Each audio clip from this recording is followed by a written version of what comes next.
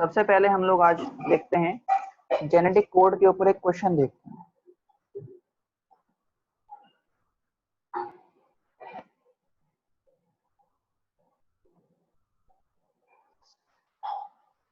अच्छा, एक बात और आप लोगों को बता दूं, 30 अगस्त को आप लोगों का टेस्ट है।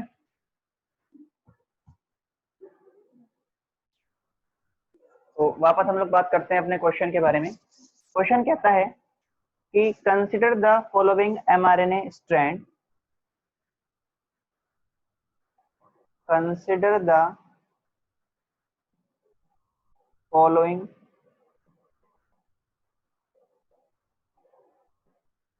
mRNA strand.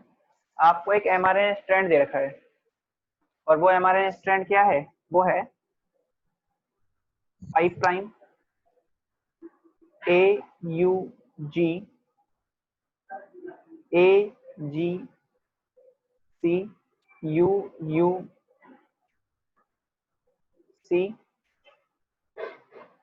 AUG GUG और AUU UAG और एक रखा है आपको ये AAA। अब इसमें आपसे कह रहा है कैलकुलेट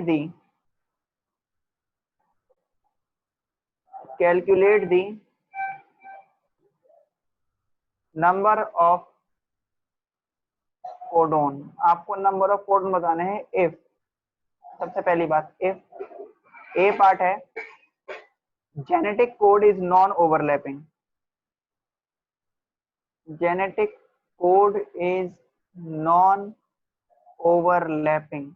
यदि जेनेटिक कोड एक दूसरे के ऊपर ओवरलैप नहीं कर रहे तो आपको बताना है नंबर ऑफ कोडोन कितने होंगे। और बी पार्ट में कह रहा है जेनेटिक कोडोन या जेनेटिक कोड इज ओवरलैपिंग। यदि जेनेटिक कोड ओवरलैप कर रहे हैं तो बताइए नंबर ऑफ कोडोन कितने होंगे। तो दोनों ही केस में आपको नंबर ऑफ कोडोन निकालने हैं। पहले केस में जब ये ओवरलैप नहीं करेंगे, दूसरे केस में ओवरलैप करेंगे। आपको ये mRNA का सीक्वेंस दे रखा है, तो कैसे करोगे इसको आप? जेनेटिक कोडोन आपको बताने हैं तो कोडोन कैसे निकालोगे? कोडोन ट्रिपलेट से बना होता है, तो 1 2 3 4 5 6 7 8, ये हमारे कितने हो गए कोडोन? 8 हो गए। ये कब है? जब ओवरलैप नहीं कर रहा। तो ए वाले का आंसर क्या हो जाएगा? Genetic code is non overlapping में जो टोटल कोडोन हो जाएंगे, total number of codon is 8। B वाले को कैसे निकालेंगे? देखिए, यदि हम नंबर ऑफ कोडोन निकालें फॉर ओवरलैपिंग कोड के लिए तो उसके लिए एक फॉर्मूला लगाएंगे हम। नंबर ऑफ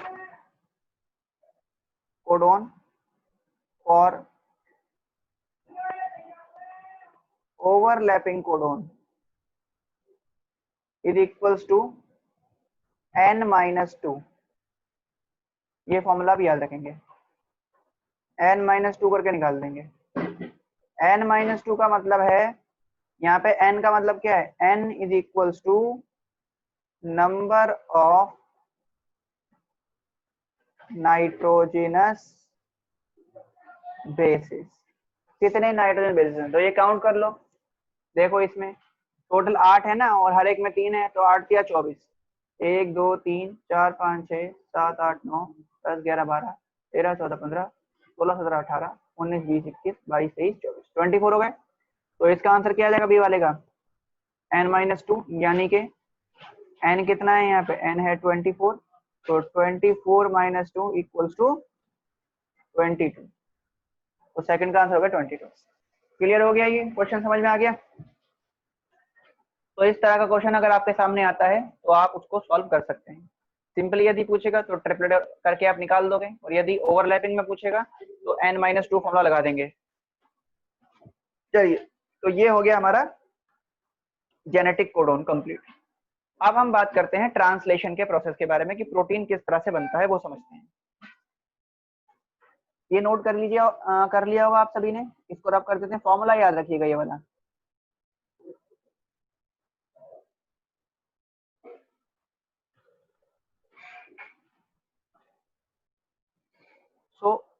अब हम लोग बात करेंगे ट्रांसलेशन के बारे में, तो हेडिंग दीजिए आप लोग translation.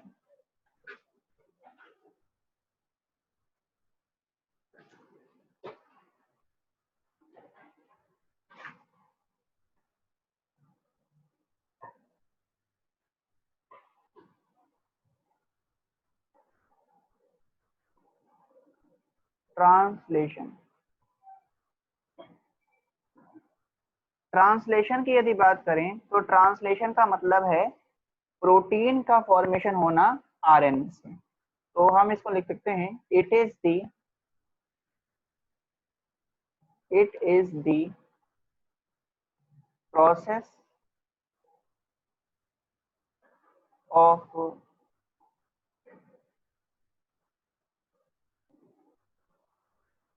Formation of protein from RNA. RNA से प्रोटीन की फॉर्मेशन होना, ये प्रोसेस कहलाता है ट्रांसलेशन। और चाहे प्रोकैरियोटिक सेल हो चाहे यूकैरियोटिक सेल हो, दोनों के अंदर प्रोटीन फॉर्मेशन जो होता है वो होता है साइटोप्लाज्म में। तो in prokaryote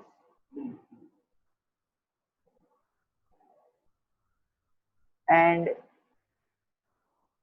eukaryotes, translation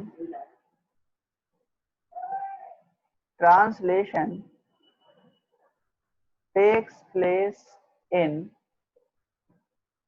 cytoplasm. Prokaryotes और यूकैरियोट्स दोनों में ट्रांसलेशन जो है वो साइटोप्लाज्म में होता है। अब हम देखते हैं भाई ट्रांसलेशन के लिए क्या क्या चीजें रिक्वायर्ड होंगी, यानी कि जो ट्रांसलेशन की मशीनरी है वो क्या रहेगी।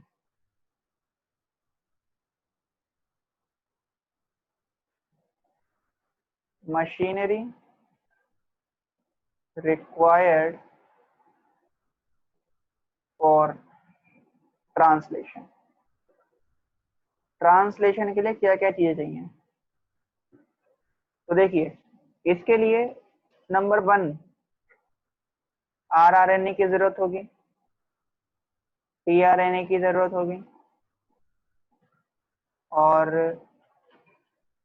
एमआरएनए चाहिए, और इसमें चाहिए क्या आपको, राइबोसोम की रिक्वायरमेंट है, राइबोसोम के दोनों सबयूनिट चाहिए, और इसमें मैग्नीशियम आयन की जरूरत होती है जिसकी कंसेंट्रेशन कितनी है, कंसेंट्रेशन चाहिए इसकी 0.01 मोलर। और इसके अलावा हमें इसमें कुछ एंजाइम की जरूरत होगी। अच्छा, अमीनो एसिड होता है क्योंकि प्रोटीन किससे बनेंगे, अमीनो एसिड से बनेंगे, तो अमीनो एसिड की जरूरत होगी। इसके अलावा कुछ एंजाइम चाहिए, जैसे एक चाहिए आपको amino acyl, amino acyl tRNA synthase, और एक चाहिए आपको पेप्टाइडल ट्रांसफरेज जो पेप्टाइड बॉन्ड बनाएगा। ठीक है, ये एक तरीका क्या होता है, it is a catalytic RNA. ये कैटालाइटिक आरएनए है इसलिए इसको बोलते हैं राइबोजाइम। और ये ना जो प्रोकैरियोट्स होंगे, प्रोकैरियोट्स में ये होगा 28 एसआर आरएनए, और यूकैरियोट्स में ये होगा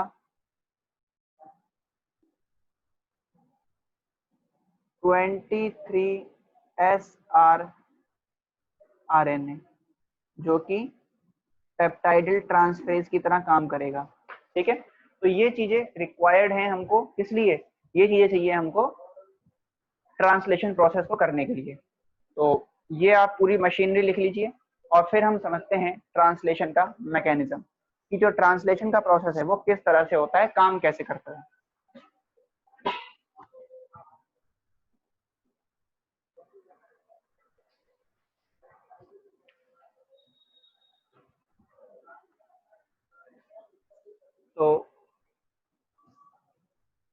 ये आप सभी ने नोट कर लिया होगा।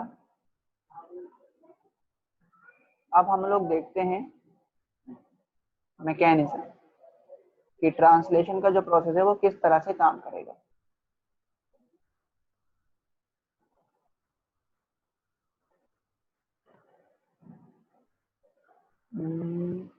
दीपिका, दीपिका आप कौन से सेक्शन से हो?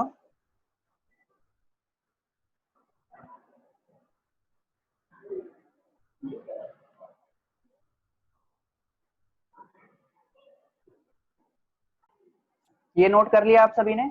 आगे बात करते हैं, अब इसको क्लियर करते हैं और समझते हैं हम लोग अब मैकेनिज्म ऑफ ट्रांसलेशन। तो हेडिंग दीजिए मैकेनिज्म ऑफ ट्रांसलेशन।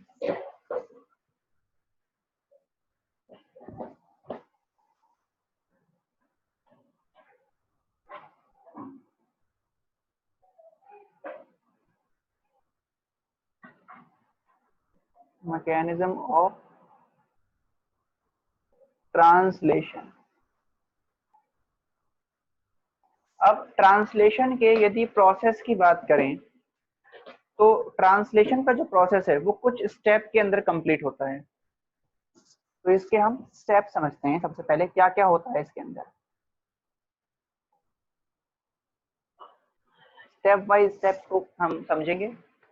तो ट्रांसलेशन में सबसे पहला स्टेप अगर देखें तो फर्स्ट स्टेप है activation of amino acid. Activation of amino acid. सबसे पहले जो अमीनो एसिड हैं वो एक्टिवेट होंगे। अमीनो एसिड साइटोप्लाज्म के अंदर मूव कर रहे हैं। तो साइटोप्लाज्म में जो अमीनो एसिड हैं, अमीनो एसिड ये रिएक्ट करेंगे एटीपी के साथ, एनर्जी यूज करेंगे। और यहाँ पर जो एंजाइम है जो इस रिएक्शन को कैरिड आउट कराएगा वो है अमीनो एसाइल टीआरएनए सिंथेज। ये क्या करेगा, ये बना देगा एक एंजाइमेटिक कॉम्प्लेक्स बनाएगा जिसे बोलेंगे हम amino acid enzyme AMP complex. AMP का मतलब क्या हुआ, देखो ये एटीपी है ट्राइफॉस्फेट, इसमें से 2 फॉस्फेट ग्रुप निकल गए, 2 फॉस्फेट ग्रुप, 2 फॉस्फेट ग्रुप अलग हो गए और यहाँ पर अटैच हो गया एएमपी कॉम्प्लेक्स। इसको एक नाम और दिया गया है, it is also called amino acyl complex. तो अमीनो एसिड एनर्जी का यूज करके क्या बनाएगा, amino acid enzyme AMP complex बना लेगा। ठीक है, ये हो गया first step, activation of amino acid. तो इस स्टेप को आप लिखिए, ये नोट करिए, रिएक्शन लिखिए और इसके बारे में एक पॉइंट लिखिए।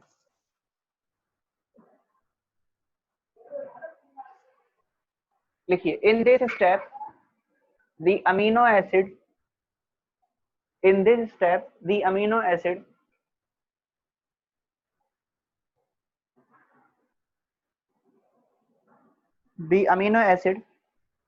utilize,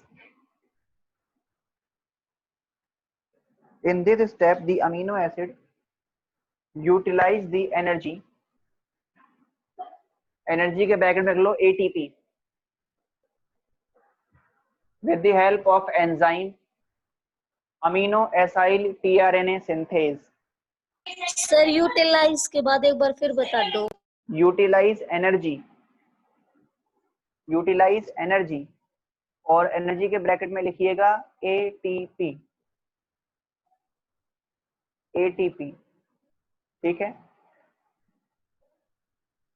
bracket close, with the help of enzyme,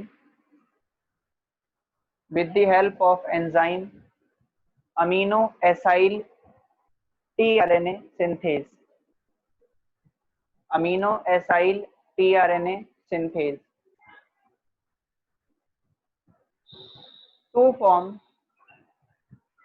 form क्या बनाएगा ये आपके सामने लिखा हुआ है, लिख लीजिए। To form amino acid enzyme AMP complex.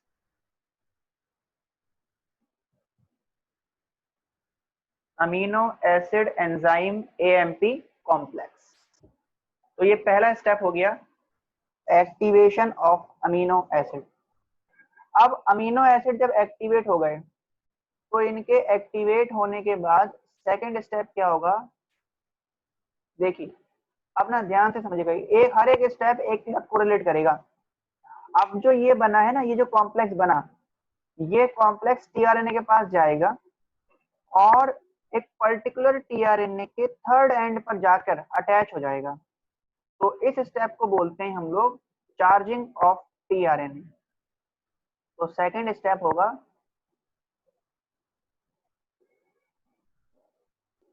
Charging of tRNA. आपको टीआरएनए का स्ट्रक्चर पता है, टीआरएनए पे अमीनो एसिड बाइंडिंग साइट देखी जाती है, इसका एक और नाम है, it is also called amino acylation of tRNA. Amino acylation of tRNA, इसको हम एक रिएक्शन से समझते हैं। देखिए जैसे ये है amino acid enzyme AMP complex, ये रिएक्ट करेगा किससे, ये टीआरएनए के पास जाएगा, टीआरएनए के पास गया, टीआरएनए का स्ट्रक्चर हम ये लेके चलेंगे।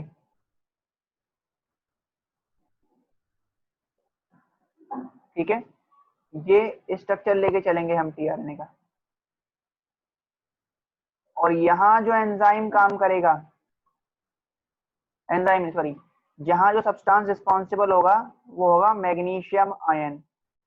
मैग्नीशियम आयन ही इस अमीनो एसिड को टीआरएनए पर अटैच कराएगा और इसकी एक स्पेसिफिक कंसंट्रेशन होगी जो आपको पता ही है 0.01 मोलर। तो यहाँ पर क्या होगा, जो टीआरएनए वो हो जाएगा चार्ज। अब ये बन गया चार्ज टीआरएनए। चार्ज टीआरएनए कैसे बना, ये कुछ इस तरह से बना कि जैसे ये हुआ आपका टीआरएनए, इस टीआरएनए के यहाँ पर इस साइड पर ये बाइंड कर गया amino acid, A stand for amino acid, plus enzyme अलग हो जाएगा इसमें से, और प्लस एएमपी भी क्या होगा, अलग हो जाएगा। एएमपी भी अलग, एंजाइम भी अलग, अमीनो एसिड यहाँ पर जाकर इस पे बाइंड कर गया। तो ये हो गया आपका चार्जिंग ऑफ टीआरएनए। ये क्लियर हो गया आपको। इस रिएक्शन को लिख लीजिए और इसके बारे में एक पॉइंट लिखिए।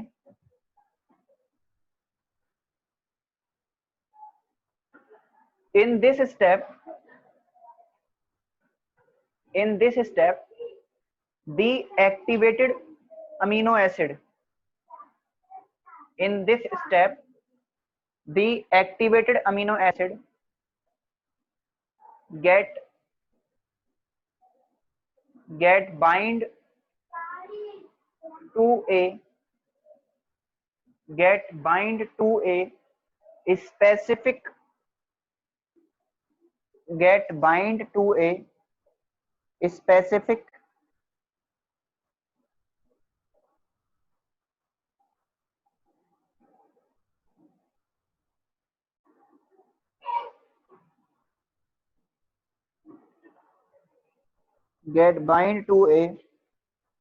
specific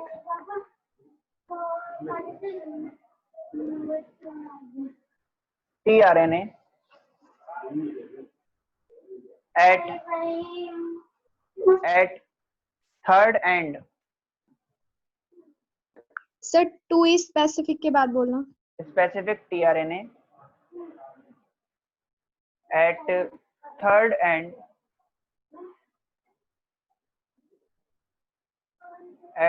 end और ब्रैकेट में लिख लो, थर्ड एंड के ब्रैकेट में लिखिए amino acid binding site.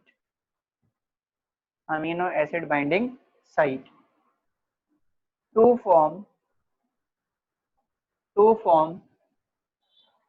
Charged tRNA, to form charged tRNA। तो ये आपका बन गया चार्ज tRNA, ठीक है। और इस रिएक्शन में मैग्नीशियम आयन इन्वॉल्व होता है, तो ये आपको रिएक्शन से ही दिखाई दे रहा है। चलिए अब हम आगे बात करते हैं। अब इसके बाद ट्रांसलेशन का थर्ड स्टेप आता है, इसको क्लियर करते हैं और फिर समझते हैं थर्ड स्टेप ट्रांसलेशन का क्या है।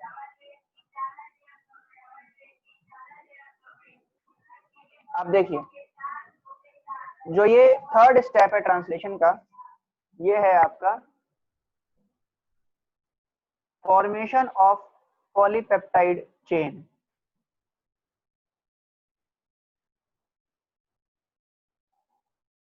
Formation of polypeptide chain. Polypeptide मतलब पता है आपको, प्रोटीन की लॉन्ग चेन बनेगी। और ये वाला जो स्टेप है ये 3 सब स्टेप में कंप्लीट होता है। इट इज कंप्लीटेड इन 3 सब स्टेप। 3 सब स्टेप में ये पूरा होता है, जिसमें पहला है चेन इनिशिएशन,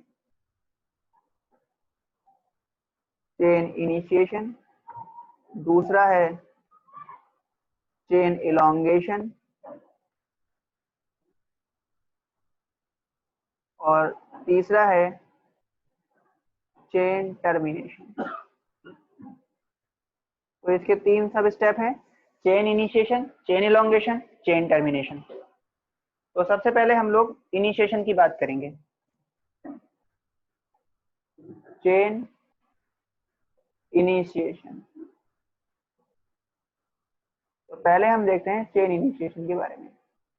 चेन इनिशिएशन में क्या होगा, इनिशिएशन के लिए, इस प्रोसेस को शुरू करने के लिए सबसे पहले जो हमारे राइबोसोम है, जो सब यूनिट राइबोसोम की घूम रही है साइटोप्लाज्म में, एक लार्जर एक स्मॉलर, वो कंबाइन कर जाएंगी। तो सबसे पहले क्या होगा,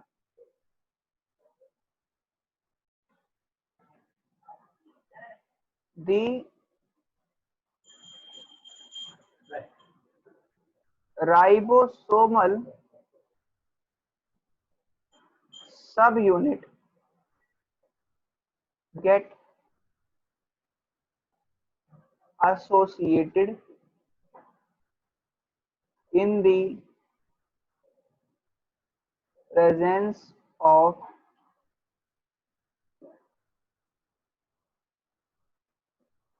मैग्नीशियम आयन कंसेंट्रेशन कितनी, 0.01 मोलर पर, ठीक है। तो किस तरह से कंबाइन करेंगी, देखो एक तरफ हो जाएगी आपकी स्मॉलर सब यूनिट और एक तरफ हो जाएगी आपकी लार्जर सब यूनिट। तो जैसे ये हो गई स्मॉलर सब यूनिट और ये बाइंड कर गई इसके ऊपर लार्जर सब यूनिट। तो यहाँ पर आपको 3 साइड दिखाई देंगी, फिर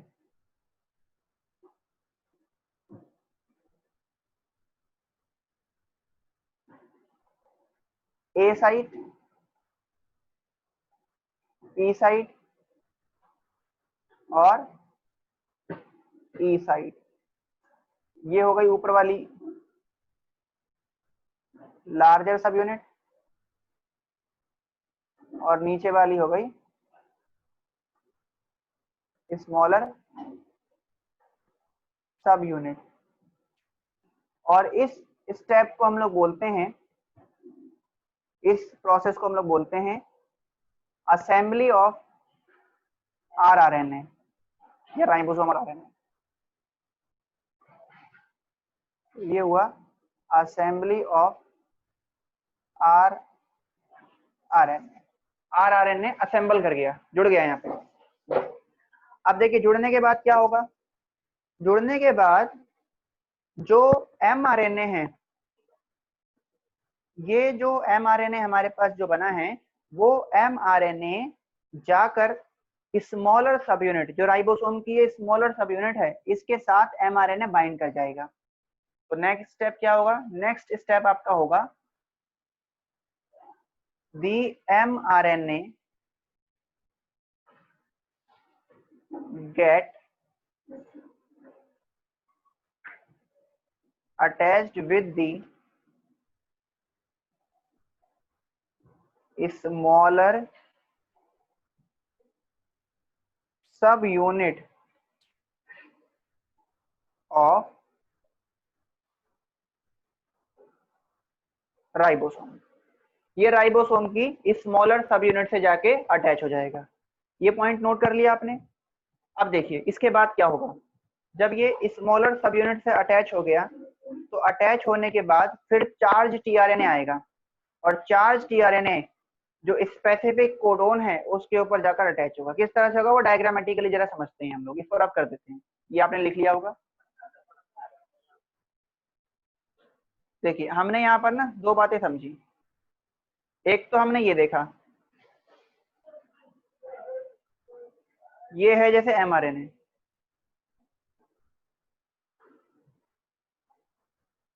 ठीक है जी, ये है आपका mRNA और mRNA पे कुछ ये सीक्वेंस देखा जा रहा है। जैसे एक ये है AGC, ये है AUG और फिर ये हो गया UU,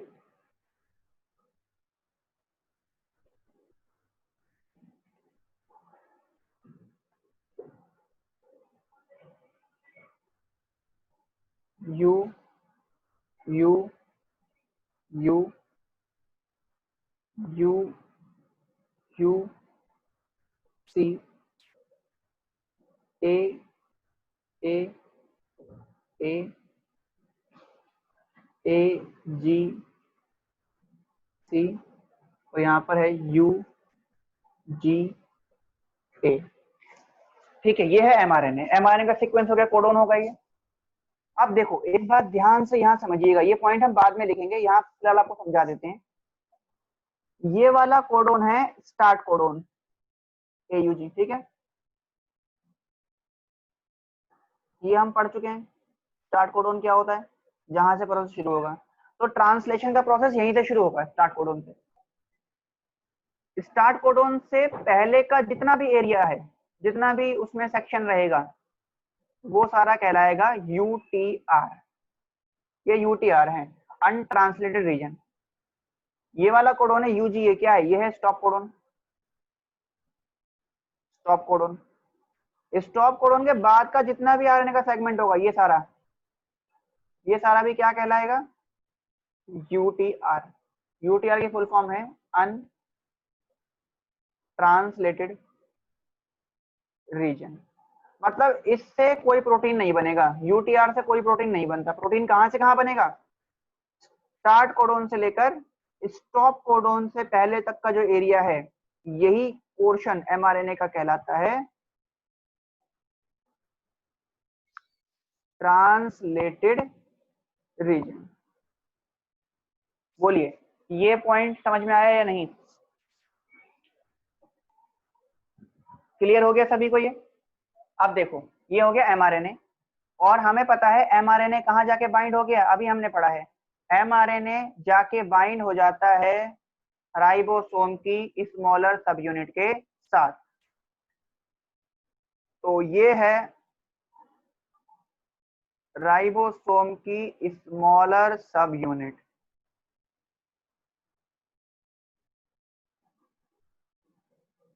और इसके ऊपर ये है इसकी लार्जर सब यूनिट।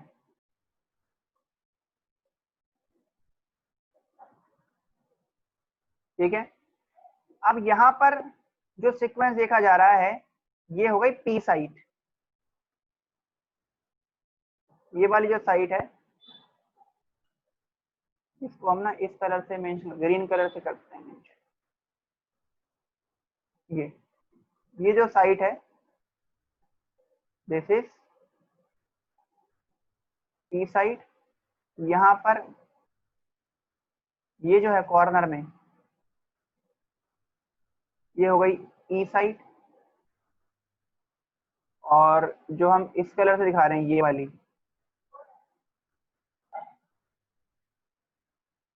ये हो गई ए साइट। ठीक है, अब देखो यहां तक हम समझ चुके हैं कि राइबोसोम की स्मॉल सब यूनिट के साथ एमआरएनए जाके बाइंड हो गया, अटैच कर गया एमआरएनए। अब क्या होगा, अब एक चार्ज टीआरएनए आएगा। टीआरएनए चार्ज टीआरएनए का मतलब जिसके पास क्या है, जिस टीआरएनए के पास अमाइनो एसिड है वो आएगा। तो सबसे पहला जो टीआरएनए यहाँ पर आएगा उस टीआरएनए के पास क्या रहेगा, जो फर्स्ट टीआरएनए यहाँ पे होगा, जैसे ये टीआरएनए यहाँ पे आ गया, सबसे पहला टीआरएनए ए साइट पे आके बाइंड नहीं होगा। ए साइट होती है टीआरएनए के अटैचमेंट के लिए, लेकिन जो फर्स्ट टीआरएनए है जब प्रोसेस की शुरुआत होगी तो यहाँ पर जो टीआरएनए आएगा ये पी साइट के पास आएगा, और इस टीआरएनए पे जो अमीनो एसिड है वो है मीथियोनिन। तो इसे शॉर्ट में हम MTH लिख देते हैं शॉर्ट में। ठीक है, METH मीथियोनिन है ये। और इसका जो ऑपोजिट सीक्वेंस है ये इसका कोडन AUG होगा। AUG कोड करता है मीथियोनिन को। इसके सामने अपोजिट सीक्वेंस क्या रहेगा, A के सामने U, U के सामने A, और G के सामने क्या हो जाएगा, C। तो ये यहाँ पर इनके बीच में हाइड्रोजन बॉन्ड की फॉर्मेशन हो जाएगी। इतनी बात क्लियर हो गई। अब यहाँ पर आपको तीनों ही आरएनए दिखाई दे रहे हैं, देखो rRNA, mRNA और tRNA। तो जब तीनों आरएनए एक जगह पे आ जाएं तो इस तरह का जो कॉम्प्लेक्स बनता है, इस पूरे कॉम्प्लेक्स को बोलते हैं हम लोग translation initiation complex. Translation initiation complex क्या बन गया, ट्रांसलेशन इनिशिएशन कॉम्प्लेक्स। और इस प्रोसेस को इनिशिएट करने के लिए प्रोकैरियोट्स में कुछ फैक्टर की रिक्वायरमेंट होती है। तो प्रोकैरियोट्स में चाहिए इसको इनिशिएट करने के लिए 3 इनिशिएशन फैक्टर, और यूकैरियोट्स में प्रोसेस को शुरू करने के लिए रिक्वायर्ड होते हैं 9 इनिशिएशन फैक्टर। ये बात क्लियर हो गई आपको, इनिशिएशन ट्रांसलेशन इनिशिएशन कॉम्प्लेक्स या ट्रांसलेशन इनिशिएशन यूनिट किसकी बनी होती है। जो ट्रांसलेशन इनिशिएशन कॉम्प्लेक्स है वो 3 चीजों से मिलकर बनता है, mRNA, rRNA और tRNA। देखो क्या हुआ, सबसे शुरू से शुरू करते हैं। सबसे पहले आपका अमीनो एसिड एक्टिवेट हुआ, एक्टिवेट होने के बाद वो टीआरएनए से बाइंड हुआ तो टीआरएनए की चार्जिंग हो गई। उसके बाद जो राइबोसोम है वो अरेंज हुए, उनकी असेंबलिंग हुई, स्मॉलर यूनिट लार्जर सब यूनिट जाके अटैच हो गई, फिर स्मॉलर सब यूनिट के साथ एमआरएनए जाके बाइंड कर गया, फिर एमआरएनए और जो आरआरएनए बाइंड कर चुके हैं उसके ऊपर टीआरएनए आया। जो सबसे पहला टीआरएनए होगा उसके पास रहेगा अमीनो एसिड मीथियोनिन, जो जाके बाइंड करेगा स्टार्ट कोडोन के साथ में। स्टार्ट कोडोन के साथ बाइंड कर गया तो यहाँ पर जो यूनिट बन गई, जो कॉम्प्लेक्स बन गया, उसे बोला गया ट्रांसलेशन इनिशिएशन कॉम्प्लेक्स। इतनी बातें आप सभी को क्लियर हुई या इसमें कोई डाउट है, बोलिए भाई। कोई डाउट नहीं है? No sir. ये बना लिया आप सभी ने, इसको ड्रॉ कर लीजिए अच्छे से, और इसमें जितनी बातें मैंने आपको समझाई हैं वो हम लोग लिख लेते हैं।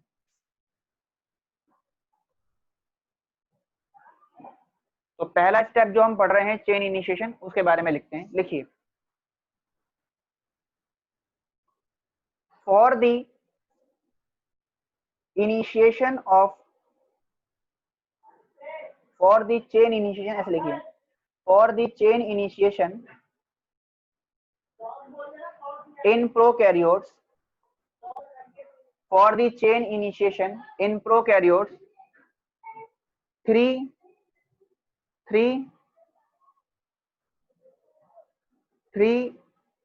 initiation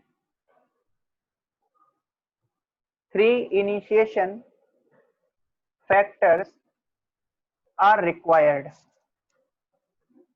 3 initiation factors are required. While in eukaryotes,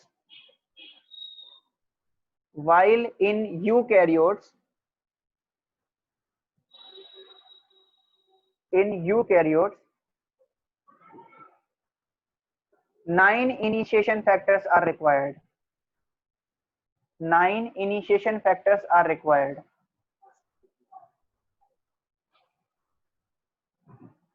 next point लिखिए, in this step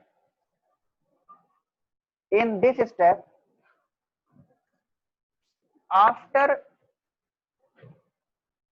assembling of rRNA, the mRNA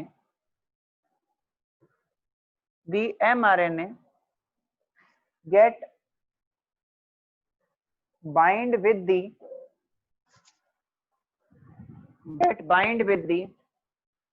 smaller subunit of ribosome. Get bind with the smaller subunit of ribosome. Next point लिखिए,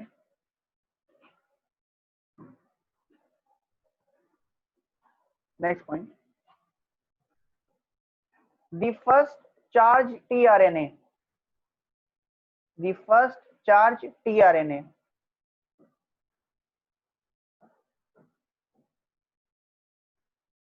और इसके bracket में लिख लो,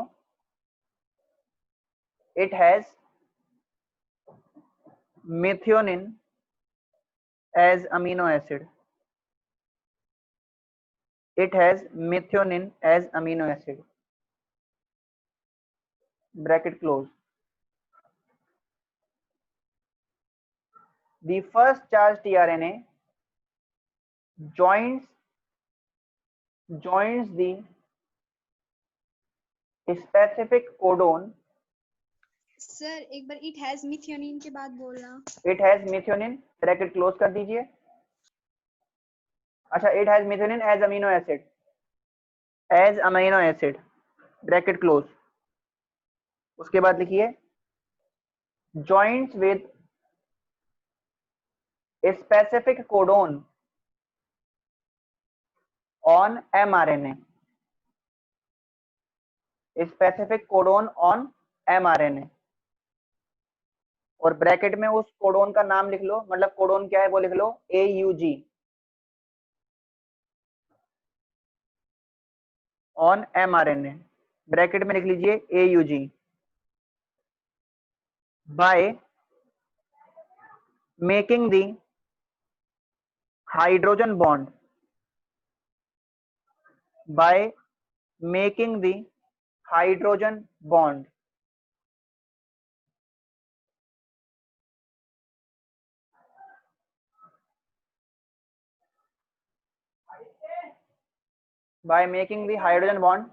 with anticodon, by making the hydrogen bond with anticodon of tRNA. और एंटीकोडन क्या रहेगा, bracket में लिख लो UAC.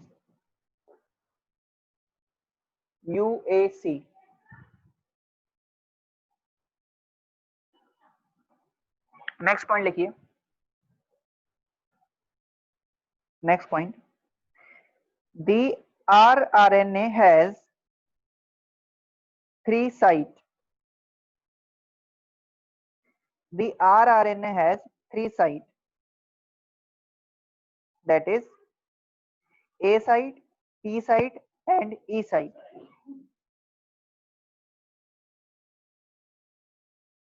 That is A site, T site and E site.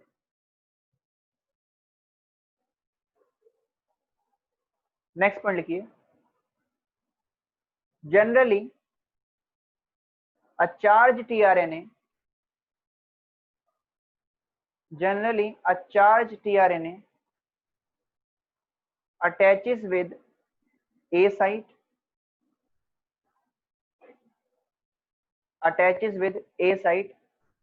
but the charged tRNA with methionine amino acid,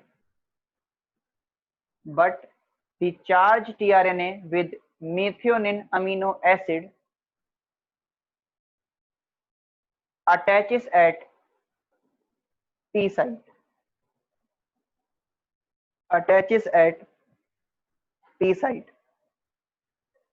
यही वाला P site पर attach करेगा, attaches with P site. Next पर लिखिए, this rRNA, mRNA and tRNA complex, this rRNA, mRNA and tRNA complex is called translation initiation complex,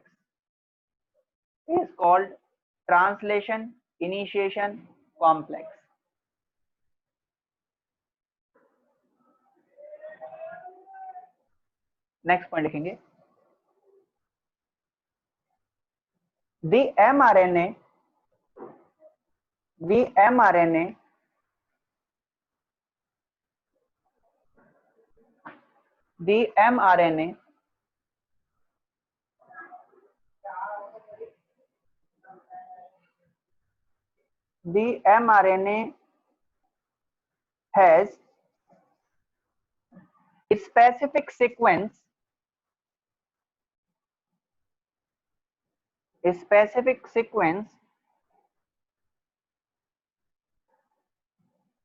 which is called translated region or translation unit,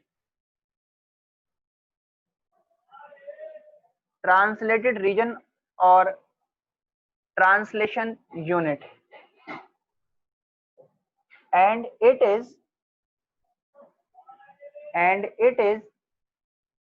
from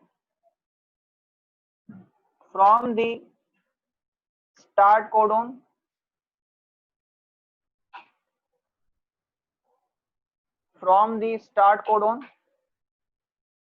and before the stop codon, तो start codon से stop codon तक के बीच का जो reason है, जो area है, वो है ट्रांसलेशन यूनिट। नेक्स्ट पॉइंट लिखिए, the segment of mRNA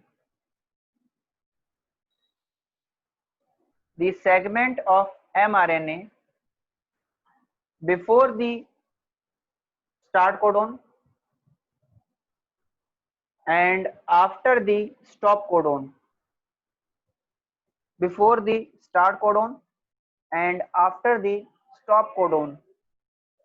is called untranslated region, इसको हम बोलते हैं untranslated region।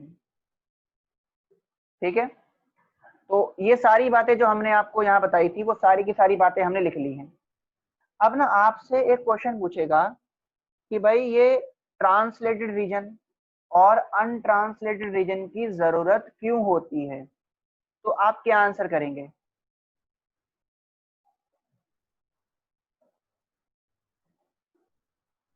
बताइए, क्या समझे आप लोग इन सब बातों से जो मैंने अभी आपको पढ़ाई हैं? उसी पर बेस्ड ये क्वेश्चन है कि हमें ट्रांसलेटेड रीजन और यूटीआर अनट्रांसलेटेड रीजन, इनकी जरूरत क्या है एमआरएनए के अंदर?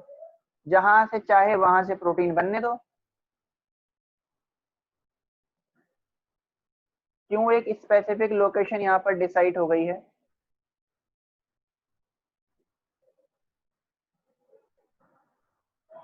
कोई भी प्रॉपर प्रोटीन बनाने के लिए। हाँ, प्रॉपर प्रोटीन बनाने के लिए। तो प्रॉपर चीजें बनाने के लिए प्रॉपर गाइडेंस की जरूरत है ना? अब जैसे मान लीजिए आपको बायो पढ़नी है, तो आप कोई सी बुक जो आपके हाथ में आई, आप पढ़े चले जा रहे हो, पता चला आपने छठी क्लास की बुक उठाई, 6 क्लास की बायो की, और वही पढ़ डाली कि हमने तो जी पढ़ ली, बस हमारा तो काम नहीं। तो आप लोग क्या कर रहे हो, स्पेसिफाई करते हो अपने सिलेबस को, स्पेसिफाई करके स्पेसिफिक चीजें पढ़ेंगे, ताकि क्या हो, जो आपका फंक्शन है, जो आपकी एफिशिएंसी है वो प्रॉपर रहे, तभी आपकी एग्जाम में एफिशिएंसी प्रॉपर आएगी, अगर आप उसको प्रॉपर वे में लेके चलेंगे। तो यहाँ पर भी क्या है कि हमको एफिशिएंट प्रोटीन बनाने हैं, प्रॉपर प्रोटीन बनाने हैं जो हमारी बॉडी के लिए यूजफुल होंगे। तो उसके लिए क्या है, उसके लिए एमआरएनए अपने आप को मॉडिफाई करता है, अपने अंदर चेंजेस करता है, और उसके अंदर ये स्टॉप कोडोन और स्टार्ट कोडोन लेके जाते हैं। तो ये नोट करके लिखिएगा रीजन, ये पूछा जा सकता है क्वेश्चन, बहुत अच्छा पॉइंट है, लिखिए। These regions are required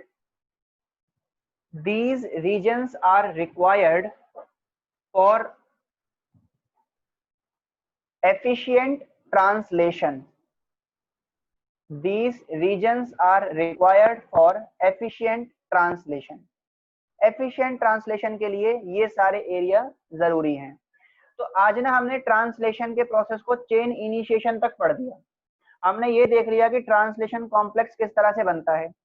next class में हम इस प्रोसेस को एंड कर देंगे, और इसी के साथ आपके चैप्टर के मैक्सिमम जो टॉपिक है वो सारे खत्म हो जाएंगे, सिर्फ कुछ फिर इसके अंदर पोर्शन रह जाएंगे, तो 2-3 पोर्शन रह जाएंगे, और बहुत ही जल्द हमारा ये चैप्टर जो है वो खत्म होने वाला है। तो आप ट्रांसलेशन का प्रोसेस यहाँ तक अच्छे से पढ़िएगा, जो भी डाउट रहे अपने डाउट शेयर करिएगा। थैंक यू सो मच, बाकी मिलते हैं नेक्स्ट क्लास के अंदर।